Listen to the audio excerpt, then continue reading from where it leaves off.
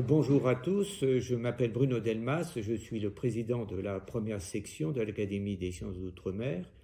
Je suis par ailleurs professeur émérite à l'École nationale des chartes et d'autre part, j'ai créé et je dirige un grand programme de recherche collaboratif qui s'appelle la France savante, dans lequel on recense tous les savants français,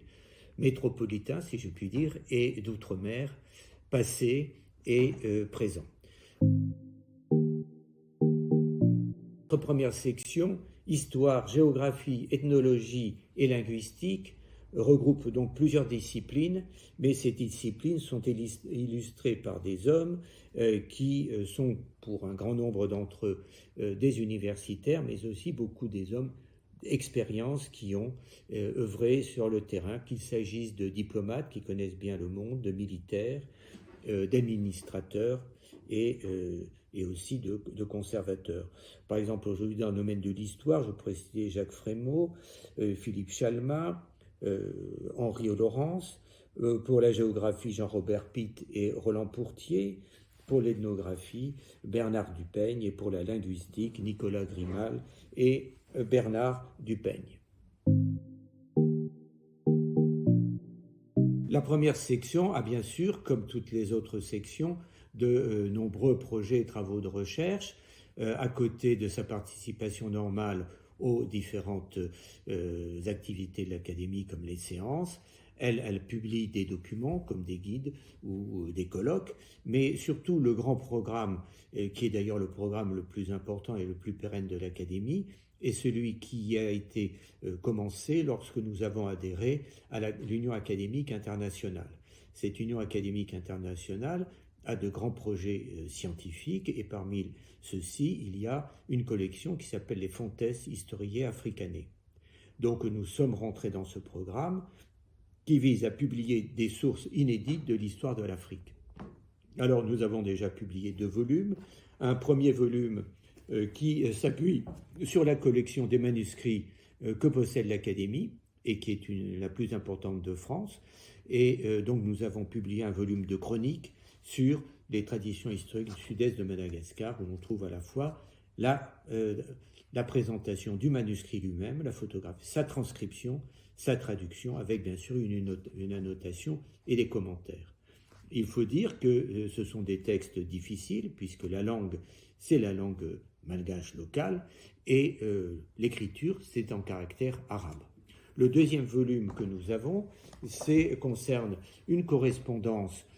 entre un imam et un cheikh de Tombouctou à propos de la venue à Tombouctou de Barth en 1854 et savoir qu'est-ce qu'il faut faire. Nous avons enfin en préparation 2 autres volumes qui sont Dolin et Sous-Presse et qui publient par exemple de nombreux textes de récits ou de poèmes guerriers Peuls de la région du Fouta Djallon et qui permettent d'avoir une vision de quelle était la situation entre ces différentes principautés avant la colonisation.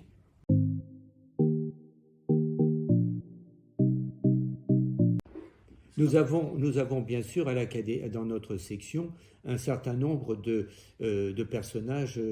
prestigieux, remarquables, et il est évidemment impossible de les citer tous. Je vais en évoquer rapidement quelques-uns.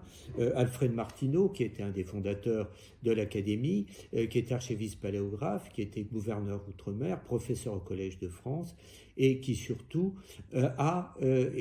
fondé toutes les études d'histoire de l'Inde, où il a créé la Société historique de l'Inde et une revue des études indiennes. Nous avons aussi dans le domaine de la géographie, par exemple, et je dirais des explorateurs, nous avons Auguste Pavie, qui est chargé de créer, qui est un militaire, qui est chargé de créer la ligne de télégraphe Phnom Penh Bangkok et qui va faire des explorations, relevés d'itinéraires, plus de 3000 km de relevés d'itinéraires dans toute cette région et qui va négocier la cession à la France de la rive gauche du Mékong. Marchand, bien sûr on ne peut pas, Marchand qui est aussi un explorateur et en même temps un militaire, et qui est connu pour son expédition qui s'est terminée à Fashoda. Parmi les ethnologues, je voudrais citer Maurice Lénard, qui a fondé les études océaniennes, Xavier Planol, qui a été pour le géographe spécialiste de l'Asie centrale, Massignon, bien sûr, pour la sociologie musulmane, Pelliot pour la sinologie, Faublet pour l'étude de la langue malgache, mais il y en a trop et je m'arrête là.